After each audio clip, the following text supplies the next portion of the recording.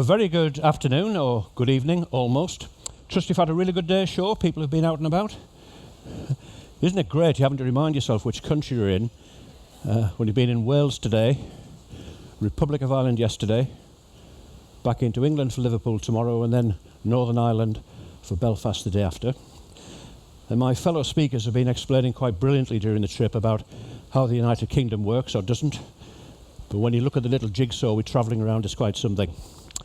Now then, Liverpool and the Beatles. I know you have a port talk to come, which you'll enjoy. What I've tried to do today, a bit like the one in London the other day, is to give you a flavour of the place.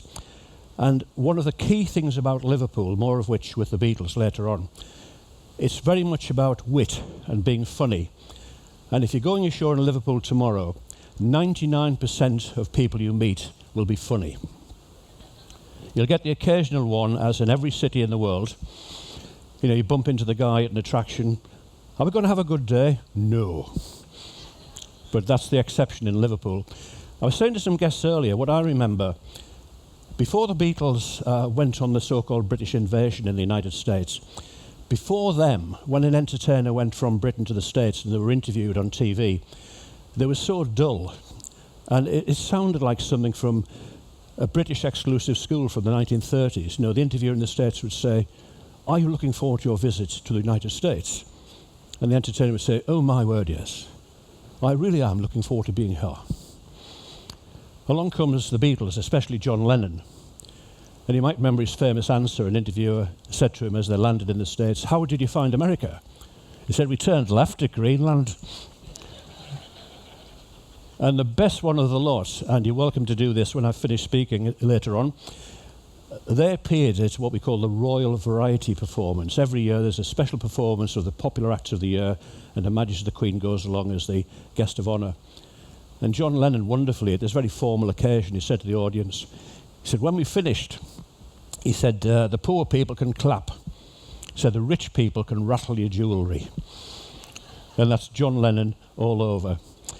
But just to remind you of where we are and the context of being in Liverpool, it's very important actually about the way it faces, because Liverpool, of course, facing west, as you've seen, still a big and busy port. You'll see more of it tomorrow. And it looks a bit like, you know, when we were in Dublin yesterday, did you see all the containers being loaded? It's fascinating, isn't it? I was saying in the London talk the other day, not that many years ago, big ports like Dublin or Liverpool would have this incredible number of people working there because they were getting things off which were in sacks or bound together with ropes, guys on trolleys. Now it's all containers. You'll see Liverpool's very much like that now. But in context, if you go to the east, we live just south of Newcastle on Tyne on the east coast, so home to us is just about here. And in American terms, it's not very far. It's not much more than 100 miles from the west coast to the east coast. And if you talk to an American guest about 100 miles, that's the guys next door, isn't it really? But if you look at where Liverpool is, it's an important place for facing west. And as you can see, it's not that far from Dublin. But importantly, it faces American music too. Because what's important about the musical side of Liverpool, more in a moment. And I was talking to one of our lovely bar staff earlier in the day, and he was saying, his father was telling him, he's from Russia, and his father lived in the old Soviet Union. They had trouble getting music from the West for a long time before things opened up. But think back, we, and especially our kids, are used to getting music any time we want. We download it on MP3 or all the clever gadgets you do now. But think back to when the Beatles were starting, about 1960-ish, the only way really of getting recorded music was on a disc, normally a 45. So more of that in a moment, but that's really important to understand where Liverpool is, looking west across the Atlantic to America. But just to get a flavour of what we're about, you'll see these tomorrow because very close to where we dock on the River Mersey in Liverpool, these are known as the Liverbirds, and there are all kinds of stories and traditions about them. If you look into history, the name Liverpool comes from Old Viking combined with Old English, meaning a muddy river or a muddy pool, which it certainly was for a long time. But when we get into the river tomorrow, we'll probably dock, if we go in the usual place, very close to there. You see that huge clock which sticks at the top of the tower, and the Liverbirds. And the legend is, if they ever leave Liverpool, the city will have great problems. the chance of them leaving Liverpool, given that they're made of concrete and they've got steel cables, is fairly slim. But the point about them is that they're facing in opposite directions. And the idea was that one of them is looking out to sea to safeguard the sailors, because many, many men from Liverpool would go to sea out into the Atlantic in potentially dangerous waters. And the one on your right is looking into the city to look after the people who live there. And you'll find still it lingers. Liverpool Football Club, they have the liver bird on their badge. And You'll Never Walk Alone is one of their theme songs. And interestingly, you might recognise it from the musical Carousel. And the Liverpool group recorded it. And if you go to a football game, soccer game at Liverpool, the 50,000 fans will sing it to encourage their team. But when it first actually happened, You'll Never Walk Alone, on, do you remember an old 45? I showed them to one of our grandkids. We had some 45s in a box. And he's wondering what you do with it. How do you download it, Grandad? Where does the USB stick plug in? And they just didn't believe it. But if you look down there, You'll Never Walk Alone, Jerry and the Pacemakers, the orchestra conducted by George Martin, more of whom in a moment, of course, the Beatles, great producer. But just seeing a 45 like that, they were quite something. The band who did it, Jerry and the Pacemakers, they recorded You'll Never Walk Alone. Jerry Marsden on the left is in his 70s now. We all get a touch older. And I've had the pleasure of meeting Jerry several times. And again, very, very skilled guy, great musician and a great wit. And another big hit he had, I'm sure you'll hear it on the ship tomorrow, I promise, is Ferry Cross the Mersey. And there's the view again, the liver bird's up on the left. That's one of the little local ferries. And where we'll dock tomorrow at the cruise terminal will probably be very close to there. But it's quite a city, and the Mersey is very much at the centre of it. Now, a little bit of warning, just to save you from injury if you go into a pub tomorrow. If you're talking football or soccer, Liverpool has two big soccer teams. There's Liverpool and a club called Everton. And the point about that is that if somebody asks you who's the best football team in Liverpool, just to save a kind of Wild West brawl, you might like to say, there are two brilliant teams in Liverpool. And then say, isn't the sky looking beautiful today, just to change the conversation. But the other thing you often see in Liverpool as well, you see a badge like this, the liver bird, and it's effectively saying, we're not English, we're Scouse. Now, you'll often hear Liverpool people referred to as Scousers. They have a very distinctive accent, very distinctive sense of humour. And where Scouse comes from, it's an old sailor's stew. When people were travelling a lot and they didn't have the superb facilities like this ship does about being able to keep food fresh and so on, they would make this kind of soup out of some salted lamb, which was down in the hold, probably been there quite a time. And they used biscuits in it as well, the old sea biscuits. So from the word lobscouse, sailors, probably a Norwegian sailor, stewed meat, vegetables and ship's biscuit, a bit like Irish stew. But if you've ever served in the Navy, if any of you served over 100 years ago, I'm looking around, not many, these ship's biscuits were hard and they did have a bit of nutrition in them, but they lasted for a few years, and that's why they took them. So lobscouser became a slang name for a sailor, and of course Liverpool, being a big port city, became famous for it. The Scouser came to mean a native of Liverpool, so quite often you'll hear somebody say Scouse. Now, I've always wanted to be a language teacher, and I thought rather than do French or Latin or German today, we do Scouse. Now, the way you pronounce it, the Liverpool accent starts just at the bottom of your throat. So if somebody in Liverpool says, I'm chuffed, it means he's very happy. I'm chuffed. Depool is short for the city of Liverpool. That lovely one, now this is an examination question, could wind de live a clock? Do you remember the picture of the building with the liver birds and the clock's way at the top? So if you're tall enough to actually reach up and wind the clock by hand, which is unlikely, so he could wind de live a clock. Sounded more Jamaican than Liverpool, that didn't it? But that's a tall person. And confusedly, de clock is also your face. As in, he annoyed me, so I punched him into clock. And how about a selection of words for your mouth? De moy, de gob, and the best one, the cake hole. And your nose can be the ooter or the snotter. Now, when you get back to your cabin this evening, I'm going to leave you an examination paper. And if you don't pass it, you're staying on the ship tomorrow.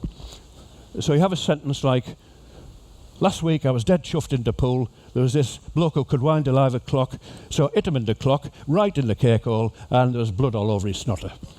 Right? Now if you say that to somebody in Liverpool tomorrow, they say, have you met Alan on the ship? One or two other great landmarks in Liverpool. This is the Church of England Cathedral at sunset. Quite a building, quite traditional, and you can see it from many parts of the city. It's so big. But not many years ago, in the early 60s, a new Roman Catholic cathedral was built, which was quite stunning. It's one of these buildings which you think, somebody who designed that, you know, it looks to me, you know, the Apollo landing craft during the moon landing, it's that kind of shape to it, doesn't it? Much bigger. It's one of the largest religious buildings in the world, the sheer floor area. And I mentioned the Liverpool sense of humour. The people who are in the Church of England, non-Roman Catholics, call that Paddy's Wigwam. And the one I really love, the Pope's launching pad. But you can guarantee in Liverpool, I've seen it over the years, you get a politician who tries to lecture Liverpool people and be serious. Not a good move. But you will see those buildings wherever you are. If you're walking around Liverpool, you see the two amazing cathedrals. Now, Liverpool docks, as it used to be, with sailing ships and all the rest of it, and as I mentioned earlier and said to you during the London talk, how things have changed. All those years ago when you had ships arriving with bundles, sacks, all the rest of it, guys with the trolleys, and I showed you some pictures of the old London docks the other day. And that's the way it used to be. And as I say, when we were in Dublin yesterday, I was quite fascinated at breakfast just watching those containers and how slick it was. Lorry comes up 2 containers, within 60 seconds they're lifted onto a ship. And we saw a ship loaded within an hour and it was off across the Atlantic. Incredible to watch. And without being disparaging about Liverpool, the story was in the old days, and this is where containers saved a lot of money. If 1,000 items arrived at Liverpool docks, 500 might make it to where they were supposed to be going. The other 500 allegedly would end up in dockers' houses.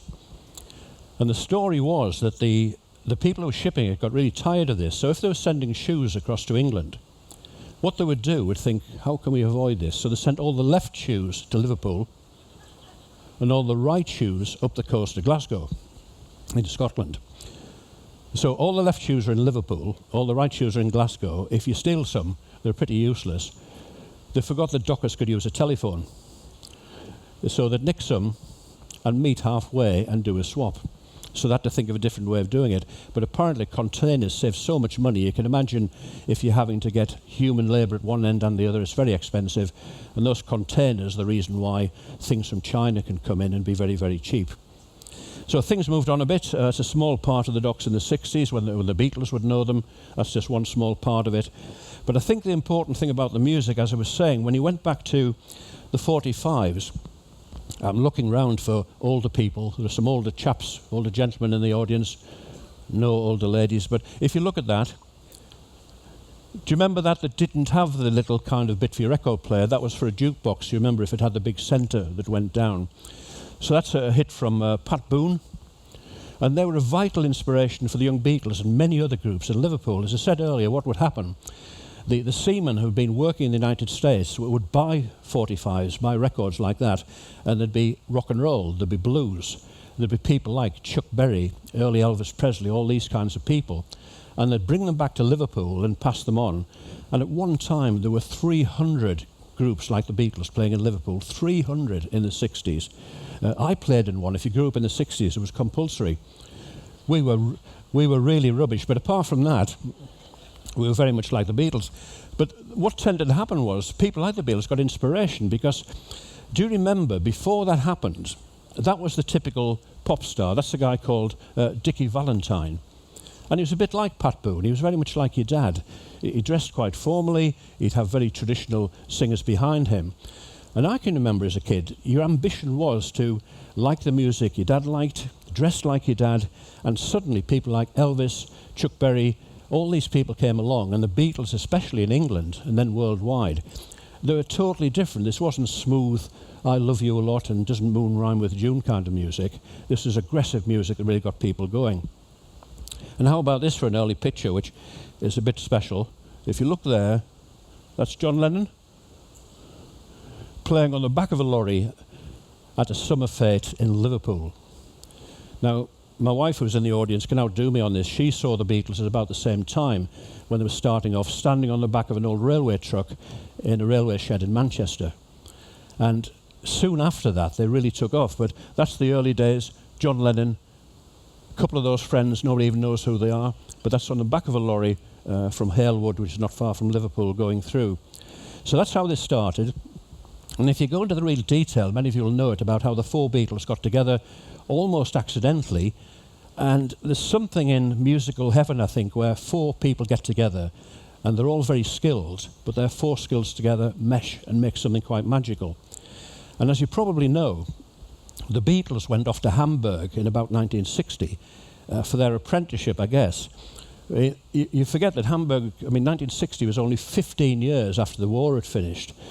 And we've been there quite often on cruise ships, always seem to end up sitting on those steps. But as I say, 15 years after the war ended. Now, the Beatles went there, and part of their apprenticeship was that they were playing in quite sleazy clubs, really. And the guy who employed them, and not just the Beatles, other groups as well, he would make them perform about 8 hours a night. And he'd walk past them, and if they're standing still and playing, he would shout at them, "Make show, max show," bounce about, make it interesting. And if you play an instrument, you know what it's like. I play guitar badly, but if you play an instrument of any kind, if you're playing a lot, you learn a bit, you try new things. There were lots of other groups in Hamburg as well, and they were all actually teaching each other bits and pieces. And one of my best memories of Hamburg on a cruise ship a little while ago, we're in Hamburg, I was talking about the Beatles, and we did a tour around the city, and I gave a hand escorting one group of 20 people, and there was this lady with us who was 96. And she was quite incredible. She was a big Beatles fan.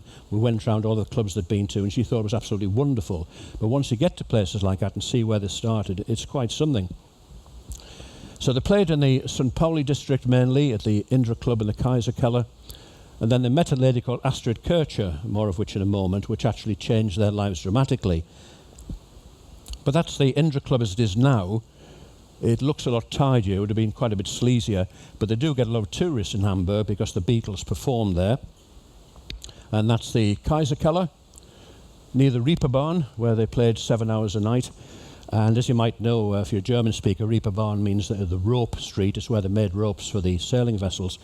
So where they were playing was quite a rough area of town. That's the Reeperbahn now, which is, it's more like Las Vegas than a rough area these days. It is a bit touristy. But when the Beatles were there, it was a really rough place to be. There'd be knife fights, there'd be violence on a regular basis. But that's where they learnt their trade, in Hamburg, before they actually came back into Liverpool. So when they did come back, and a few guests were asking about the CAVERN earlier on, unusually, they played lunchtime sessions quite often. People would come for an hour as a break from the work they did, see them in the CAVERN. And if you notice the hair of the young guys there and the style, it looks very dated, very fuzzy picture as well from those days. But there's the lunchtime session at the CAVERN, and that's how it looked. The real thing, the Beatles at the CAVERN when they were very young. That's Ringo Starr on drums. He wasn't there at the outset, but he was later on. And apparently, when you hear the early recordings, you can hear the buzz, the energy. And the CAVERN was quite a tiny place, really. It's probably a third of the size of this theatre. Lower ceiling, and even at lunchtime the place was dripping sweat, and it was not a nice place to be if you were not keen on bad smells. But it was quite tight and people loved it. And that lovely early picture as well, that's the queue outside the CAVERN at lunchtime to get in to see the Beatles. And you can imagine they were doing really well, and the guy who spotted them, Brian Epstein, became their manager eventually. He ran a record shop in Liverpool, and customers start coming in and asking for records by the Beatles. He'd never heard of them. He said, "The Beatles, they don't exist. We've got some nice Mantovani or orchestral music, if you like, or there's this young chap called Elvis Parsley, if you like him." But they said, no, we don't want them, we want the Beatles. He got to see them. He became their manager, and again, this magical fit, as well as the musical side of life. This guy who'd never managed a band before took to it. He made quite a few mistakes along the way, but he got a lot of it right. Now, that's how the Beatles looked early on. If you notice, different drummer at the time, that's Pete Best, who played with them before Ringo Starr came in. So that's how the Beatles looked. It was almost the rock and roll-y kind of look, leather jackets and all the rest of it. And Brian Epstein got hold of them and made them look a bit more like the Kid Next Door Because part of the problem at the time was, do you remember the Rolling Stones who were still about? Did you see some footage just the last week or two? There's Mick Jagger leaping about a stage at the age of nearly 80. He'll do himself a mischief, but he's leaping about. But the Rolling Stones were known as the kind of guys parents would not want their daughter to meet. They were rough. So Brian Epstein changed the image, put them in smart suits and a tie, and got them to look, I was going to say like the happy boy next door, apart from Ringo on the right. He was obviously thinking, I love that leather jacket, so he's not too keen. But look at this kind of thing from early on. I love collecting this. The early days, they were known as the Silver Beatles, before they were the Beatles. They were partly the Quarrymen before that, and they looked at different names as they went on. So Pete Best, who's on that poster, was the drummer. He was their early drummer. That's taken in Germany, of course, and that's them appearing at the CAVERN Club in their very early days. And that's how it looked. That reminds me of a youth club I went to when I was about 16. God, that's 20 years ago now. But thank you. But that's how it was. And, you know, people would... The dancing, when you see film of that time and photographs, people are dancing as though they're thinking about, I must remember to cook that chicken tonight. You know, there's kind of concentration on the face. So that's the original cavern. You can see the kind of domed roof. It was underneath an arch. But one thing you will find in Liverpool, if you're going ashore tomorrow, like any tourist place, you get a mix between what you might call the authentic and the recreated. Now, if you're going out on the tour, you'll probably go and see the Beatles Experience tomorrow. I can recommend that.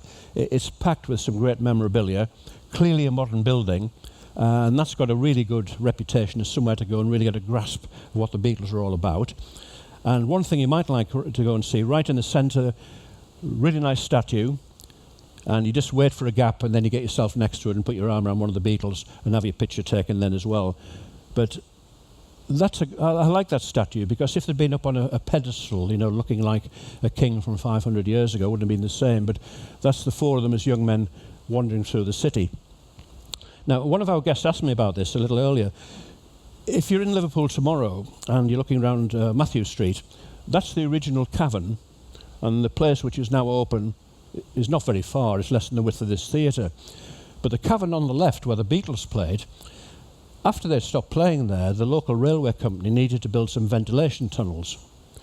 They bought the land, which included the CAVERN Club, and drilling techniques must have got better these days, because when they drilled under the club, the entire block collapsed. They couldn't make the ventilation tunnels because there was some subsidence as well. So a lot of those buildings collapsed. The CAVERN Club doesn't exist. The front door does. So if you want your picture taken next to the front door, that's fine. If you go in, you'll open the door if it's open and meet a brick wall. So the one on the right is the one that still exists, the CAVERN Club, where you can go in and have a beer and look at some Beatles memorabilia. Still very popular, and they have this statue of John Lennon standing outside. The CAVERN Pub in Liverpool, of course, he never went there. He played at the original CAVERN just along the road. But the great thing about their early days, when you look at this, that guy in the middle, Stuart Sutcliffe, who played with them early on, and you notice the hairstyles as well. If you look at George Harrison on your left, Stuart Sutcliffe in the middle, and John Lennon on the right. That's very kind of Elvis Presley, isn't it, with your hair actually combed back. In fact, I have some photographs from when I was at school, and it's kind of historical, really. In 1963, all of us boys in the class, when I had hair, we had it combed back in the Elvis Presley style, and a year later, every one of us had our hair came forward with a fringe down here. Now, Stuart Sutcliffe was a fascinating guy. He left the Beatles in Hamburg to go to art college. He was a very good artist, and he thought music's okay, and these guys might make, perhaps £100 a week, but I'd rather be an art student. And that's what he went to do. And a lovely little personal collection. Some years back, frighteningly, 2003, we were in London. I'd been speaking at a dinner on I think it was a Wednesday evening, and I was doing another one on the Friday, so we stayed over. And we're looking at the morning paper over coffee, and Bonhams, who are a big auctioneer in London, had this auction going on of the Stuart Sutcliffe archive. The poor guy died quite young, so a lot of his stuff was kept by the family. And I said to Joan, my wife, well, we'll have to go and see that. You know, it was only a mile or two away from where we were staying. And I knew things would go for a lot, but I said, let's go and watch. Now, early on, they were selling things like an exercise book from school that Stuart Sutcliffe had used. And these were going, just with his kind of primitive childhood stuff in, an exercise book was going for about £3,000. So then this came up. It's an iconic photograph. This photographer, Astrid Kircher, more of which in a moment, she took that one of him in the woods just outside Hamburg. And you can see again the hairstyle slicked back a bit like the Elvis Presley style. So that's the iconic picture. That was in the catalogue. And I thought, well, if an exercise book is going for £3,000, who knows what that's going to go for? So I said to my wife, I'll tell you what, I'll put a bid in and we'll stop at a few £100 just to say we've bid for it and we'll give in. But it's going to go for a lot of money. If an exercise book going for thousands, that'll go for much more. So the auction started and went 100, 200, 300, 400, and I said 500. And I thought, that's it, I'm out. And it stopped. So I've now got that original £500. If I tell you what it's worth, you'll mug me on the way out of the theatre. But I said to the auctioneer afterwards when we were doing the paperwork, I said, well, what happened there? An exercise book's going for X thousand, I've just bought that for 500. He didn't look too happy about the situation because they get commission, don't they? He said, well, what happened was, he said when he went 500, people thought, he's a professional, he's going to go on to 20,000 if it needs to. So they all stopped. So how about that? I know nothing about auctions, but I know how to get one now. That's quite something. So we have the original of that, and if you're into the auction business, it has, they call it provenance, don't they? Have a certificate to prove it was the original by Astrid Kircher. It's not just a print or a copy. So very, very special to me, but I'd never sell it. Unless you want to see me in the bar afterwards and we can have a talk.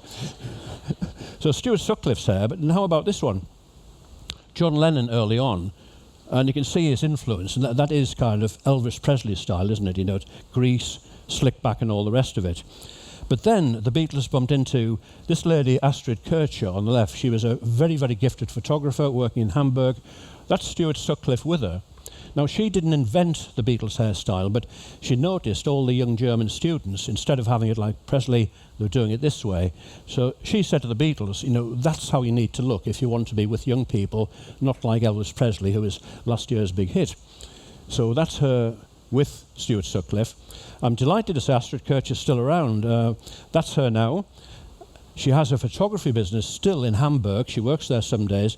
And if you ever find yourself in Hamburg on a trip or on a cruise ship, it's called KK Photography. And if you are a proper photographer, that's the camera she took her photograph on. And enough guest photographers have told me that's, you know, really state of the art of the time. But the important thing about her for the Beatles, the sad thing about Stuart Sutcliffe, it's a horrible story that he was playing in Liverpool when he was very young. And what sometimes happens, sadly, after the show, you'd get some guys who are really jealous of the Beatles because their girlfriends are screaming at them and aren't they wonderful, and they'd wait for the Beatles outside and start to thump them. Sadly, Stuart Sutcliffe was attached. He banged his head on the ground, and early in his life in Hamburg, he died of a brain hemorrhage, really sad. He was in his early 20s. So just after he died, Astrid Kircher, and I think good photographers have this skill, don't they? She caught a moment. And that one, George Harrison and John Lennon, in the attic they were living in Hamburg. This is just after they'd learned of Stuart Sutcliffe's death, and obviously she's talking to them, they're looking really down about it, but she got that shaft of light coming through. She's changed their hairstyle by now, and that half light from the right. Now, if you keep that in mind about half lighting a photograph, Beatles hairstyle, and if you're a Beatles fan, the With the Beatles cover, and that's pure Astrid Kircher, you know, that was her idea. They've got the Beatles haircuts by then, and she's doing them in half light. And I said the other day in the London talk, I really admire designers because once you see it, it looks so obvious, doesn't it? Why didn't I think of that? Because I'm not a creative designer, but she was and she did, and got that lovely picture for them. But bringing it bang up to date, we were in Las Vegas not long ago, and if you haven't seen this, put it on your wish list. At the Mirage, anybody seen it among the guests? Oh, good. You can back me up. Wasn't it fabulous? This was a work of love. What happened there was that George Martin, the producer, and his son got this incredible collection of original Beatles tapes, you know, the old open reel tape, and they spent months going through them, and they were taking out perhaps an inch of tape, the old-fashioned way. I worked for the BBC for a long time, and when I started, the way you edited a tape, you got a little yellow pencil, you had the 2 reels of tape, headphones, and you wound it backwards and forwards. When you found where you wanted to cut it, He then marked it with a yellow chinograph pencil and cut it with a razor blade and then spliced it back together. Still the best way to do it. And just before I left the BBC a while back, all of the clever digital stuff went wrong, which it does. And I think myself and another guy were the only two people in the building who knew how to do it with razor blades and chinographs, so the old guys won. So that's what they did. They took all these bits together, and guests who've seen it will know that they made an incredible job. You'd sometimes have one of the Beatles tracks, and then a second of another track, a couple of seconds of them talking in the studio. And please, if you're a Beatles fan, put that top of your wish list. I think it can't tour if I know the details correctly, because guests who've been there will know the whole theatre, the Mirage, is set up, and your seat has 6 or 7 speakers, as I remember, in it, as well as the speakers in the theatre. And when you have a big bass tune going on, your entire body vibrates. It's incredible. But watching them and guests who've seen it, as well as the main production numbers, when you've got big rock numbers, people flying through the theatre in the air, a huge sheet coming down during one of the numbers. But the one I'll never forget, George Harrison, While My Guitar Gently Weeps. There's one ballerina performing it to a very, very simple set, and it brings tears to your eyes, particularly when you know the backstory. When George Martin was nearly finished, he said to Beatles associates, including Olivia Harrison, George Harrison's widow, he said he'd love to include While My Guitar Gently Weeps, but he doesn't have a sharp enough version of George singing it. And Olivia said, hang on, I found something in a kitchen drawer yesterday. I was looking for a potato peeler I thought I'd lost. I found this cassette of George doing a demo. Is that any good? It was. It was George Harrison sitting in his kitchen and with a lovely accidental acoustic. And George Martin was the only one he did for that show. He put an orchestral backing on it. And as I say, if you go and see that at the Mirage, it makes you cry. It's just a lovely piece of work. And what impressed me about that as well, you American guys do this really well. If you go and see that show, give yourself 9 hours. Because wrapped around it, you get there early, they've got all kinds of Beatles bars going on, lots to see, great things to have your photograph taken with. And as you come out of the theatre, you get a special voucher to go into the Revolution nightclub next door and enjoy all that as well. But it's great to see, and I'm sure that the two Beatles have passed away. You know, when you think of people like George Harrison and John Lennon, I think if they were looking down, they'd approve on that massively, because it really is a work of art. And what strikes me about that, and you see it so often, you've got something to look forward to on the ship, a brilliant Beatles show from our superb show company. Isn't it amazing that 50 plus years on from the Beatles, you're getting people recreating their music? And I was chatting to the two ladies and gentlemen from our show company who I say really, really good. And I was saying, you know, they were born long after the Beatles had done their last performance, but they still love them. And with respect to some modern music, can you imagine being on a cruise ship in 50 years' time? Somebody saying, looking back on the glories of rap and grime and garage? No. Perhaps I'm wrong, but we shall see. But I was talking earlier about the kind of real souvenirs of the Beatles in Liverpool and the ones which are a bit artificial. One of the best real ones, I mentioned earlier Brian Epstein. Now, Brian was their manager, and that's the Epstein House Hotel. The word hotel is used very loosely there. Is the American expression DOS house in your head? It's not a good hotel, but I was talking to a couple of guests, and this program does get syndicated in the States. There's a program called The Hotel Inspector, presented by a lovely lady, Alex Polizzi, and she goes to a failing hotel and tries to give them some advice to put it right. And now I was invited, because I know a bit about the Beatles, to guest present with her. And I went along to that hotel, and it was bad. It has some nice photographs in there. That's a really nice one. That's Brian Epstein with a chamber pot on his head. The Beatles, that's George Martin on the right, a really happy photograph. But the Epstein House, that's when we did the programme. If you've seen it on TV, that's Alex Polizzi on the left, the one with more hair than me. So if you do keep an eye, it's on things like YouTube, but it's worth watching simply because the guy who owns the hotel, Patrick, is as mad as a box of frogs, which makes perfect television. But one thing he does have at the hotel, he has some great posters going back, 1962. I mean, look at that for a bill. There's the Beatles on. Isn't that a great description? The North's top rock combo, the Beatles. Rory Storm and the Hurricanes, that's the band that Ringo Starr used to be the drummer with. Jerry and the Pacemakers, Billy J. Kramer, and two lesser bands at the bottom. You see the ticket price right at the bottom, 5 shillings. That was English before 1971 when we went decimal.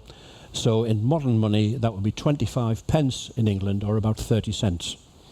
So I know values have changed, but for 30 cents, you're going to get a bill like that. The thing about that hotel, everything about it's wrong. This guy, in 9 months, he'd had 17 managers working for him. And if you met him, you'd know why. Among other things, he swore at them, he threw knives at them, and insulted them. And amazingly, some of them moved on. Well, they all moved on. And he couldn't quite understand it. And I was saying to one or two guests earlier, he was perhaps the world's worst businessman. Epstein House, I say where Brian Epstein grew up, so real Beatles connection. I stayed over while we were doing the programme, and I stayed in the room that Brian Epstein stayed in, and quite eerie. But at the back of the hotel, there was a huge conservatory, I'm guessing about a third of the size of this theatre, so big. And I said to Patrick, the owner, how many Beatles nights do you have in that conservatory? He said, oh, I never thought of that. Really? I said, is there a restriction? Are you not allowed to have music late night? He said, no, all the places along here, ex-houses and now all hotels, I can have music at 1 o'clock in the morning. Now, you probably know that about 5,000 people a day plus are in Liverpool celebrating the Beatles, looking for Beatles connections. And they come from all over the world, as many of our guests today do. Now, I said to him, look, well, how about, during the week, keep it simple. Karaoke, you could have somebody singing a Beatles song, you take a photograph, do a certificate, and they get something to take home saying, I sang a Beatles song at Epstein House. I said people would pay, $20 or whatever for that. He thought that was a great idea. I asked how much he took at his bar. He said about £100. I said, no, not a minute, a week. He said, yeah, about £100 a week. I discovered why one evening. Alex, the presenter, and I were chatting to Patrick at his bar. There's one guy there, just one guy at the bar. He'd been there about 10 minutes, and quite politely after 10 minutes, he just looked across and he said, could I get a beer, please? So Patrick swore at him and told him to get lost. And I've toned that down magnificently. I said to Patrick, who has no sense of humour, I said, how was the customer care course? He said, I haven't been on one. I said, you amaze me. But bad businessman, you'd be amazed to hear the hotel went bust a little while later. But he used to buy silly things. He bought a model of Brian Epstein, which he has on display. That could be anybody, couldn't it? I said, how much did you pay for that? He said, oh, I got it for about £2,000.